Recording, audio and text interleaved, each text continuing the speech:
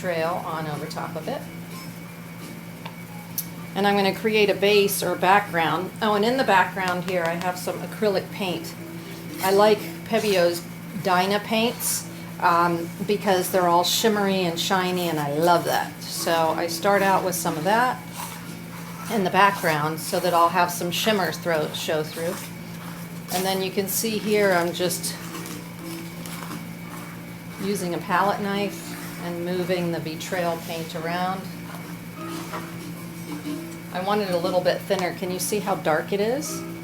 If you want it to be lighter, you just add more of the lightening medium. You can also use a brush for this if you like. I just find usually it's faster for me to use a palette knife. Plus, I don't want nice strokes. I want lots of variation. I'm not always getting all the way up to the edges. That's just my style. Of course, if you wanted to use a brush and cover the whole thing evenly, you could do that too. I like my paintings to look very organic. And you're going to see in a few minutes, so I'm going to be pouring some of the other fantasy paints over it, and they're going to start to react. So what you see here is not going to stay. It's going to get all covered up with some beautiful special effects liquid oil paints from Pebeo.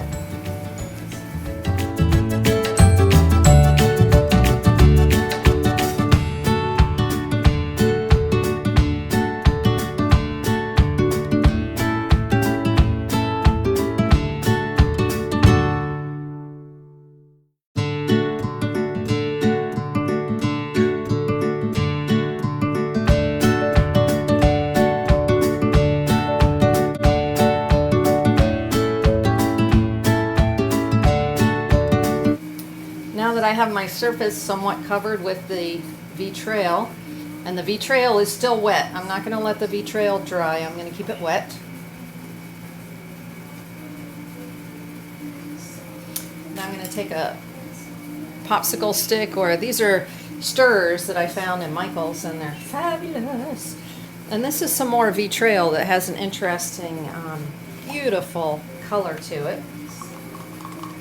The color is called Ocean Blue, and I love it. So I'm just going to mix it up because you want to be sure that the oil inside is all mixed in with the color. And then I'm just going to randomly pour some of it on here. Look at that color. I love it.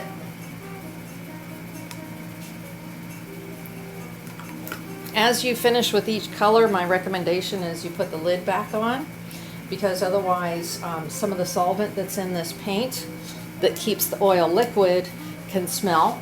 And so I like to be sure that I cover it so that that smell is kept to a minimum.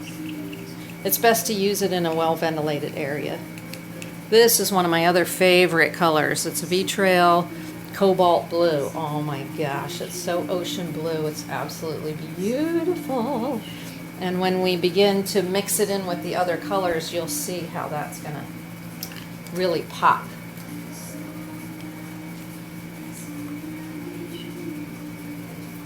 You can wipe off your sticks in between and just go ahead and use the same sticks for each one of the bottles. So this is the Prism Turquoise that I'm using here. I don't know if you can see that, but there's a lot of oil in there, so I need to get that pigment color all mixed in.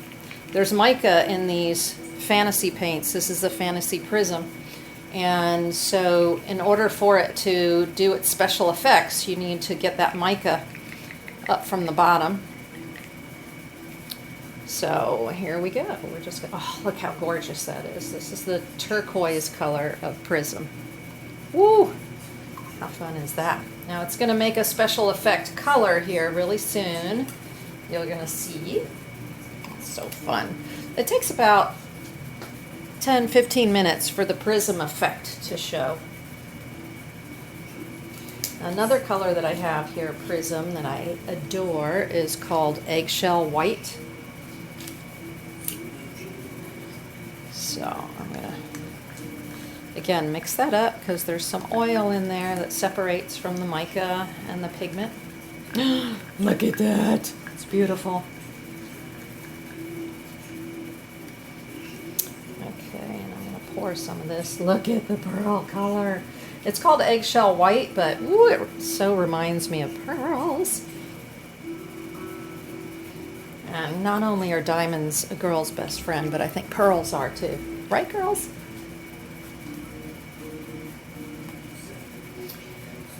Next, I'm going to go into a beautiful blue-purple color called ash blue in the prism. So this one you can see is halfway done. You're going to notice in some of your colors as you mix them of the fantasy paints. It's going to say fantasy on it, and it's going to be the prism or the moon. You're going to notice that certain colors clump more, especially the reds and silvers clump more. This one has a little bit of silver in it, so you're going to see that it's, as you mix it, there's more mica stuck to the bottom. So that just means you have to work it. You bring it off to the side like this. You work it, work it, work it. Okay, let's add some of this beautiful ash blue. Now, it helps if you work on a leveled surface, you're going to find, because otherwise everything's going to want to move around and slip slide if you're not on a level surface. So I work horizontally and on a level surface. Now this right now just looks like a mishmash, but you're going to watch the magic happen in just a moment. The prism is just beginning to work and come into creating little cells, and especially in an area like this and an area over here like this. I just love that. Now we're going to really punch up and accelerate that movement by throwing in some moon. The moon is a special effect paint in the Fantasy line from Pebeo, and the effect happens faster than the prism effect. So when you mix some of the moon in with the prism, oh my gosh, things just happen like crazy. So here we go. Ooh, look how gorgeous. So on the surface, initially, it looks the same as the last one that we poured, which was the moon pearl. I'm sorry, the prism pearl. And this is moon pearl. So watch what happens, though. In just a moment, you're going to see things start to move very quickly because the moon moves very fast.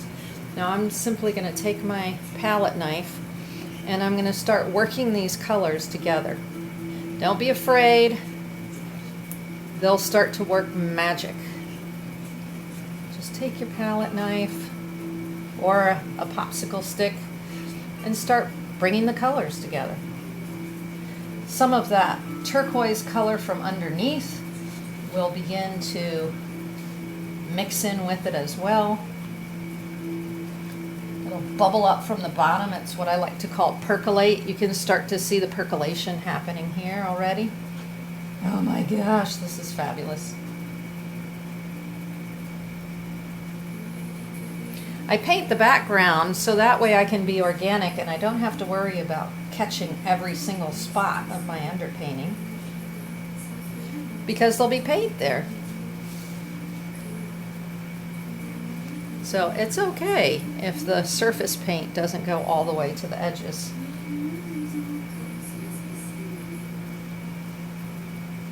Wow. I just adore the liquid effect of these paints. Now I can see in this area a lot more of the dark blue, and over here is more of the light blue.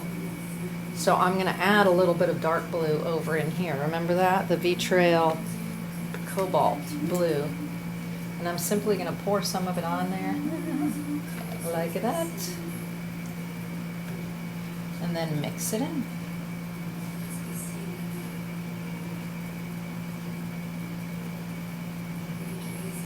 And we'll start to see it do its magic in just a minute.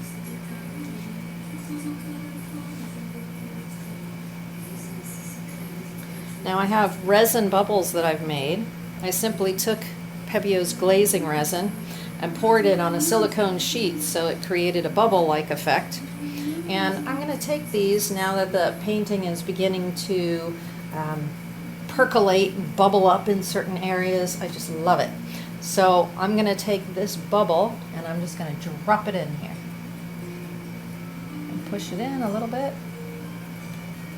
I have 2 more bubbles. I just love the underwater effect this gives. There's another one. And I pop that in there. And another one I'm going to pop in up here somewhere.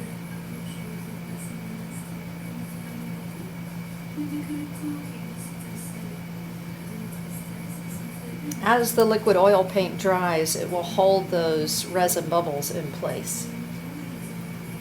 I just love it. Love it, love it, love it.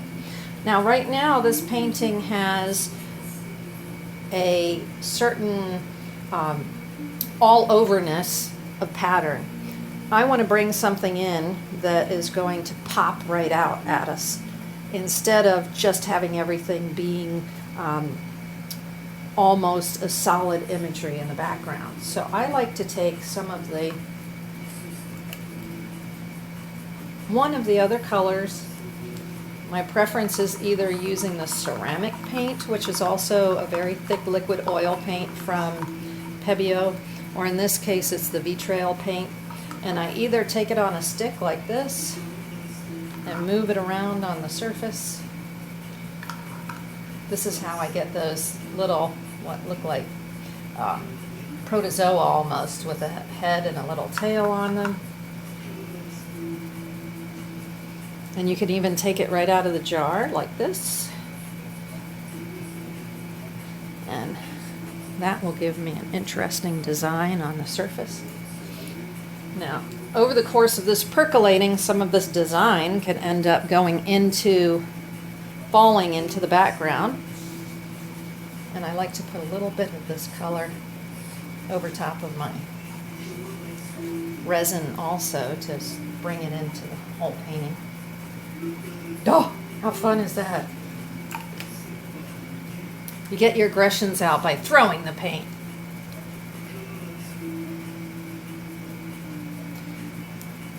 Now I'm going to add a little surprise here.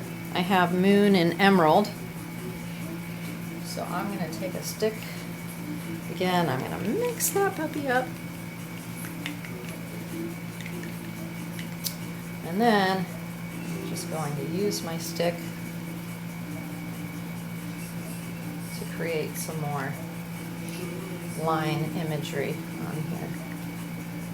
Oh, it's just beautiful. The colors are fabulous.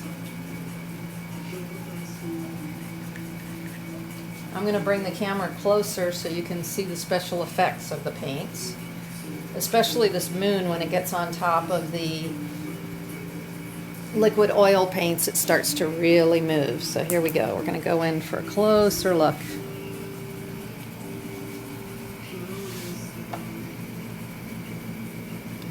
Can you see the special effect of the paints there? Wow. So don't be afraid, just take these liquid paints, pour them on a surface, use a palette knife, mix them around, let them do their thing. Get a feel for what colors you like the best, and you'll see as you use them that different colors work better together, and have fun. So there you go. There's my latest sea song painting. It's going to take a while to percolate, and once it's done percolating a little bit, I'm going to add some vitriol glitter medium. Woo! One of my best friends, and that'll get some sparkle into the painting. I also like to throw in mica chips sometimes to give that extra pop as well. Thanks for watching.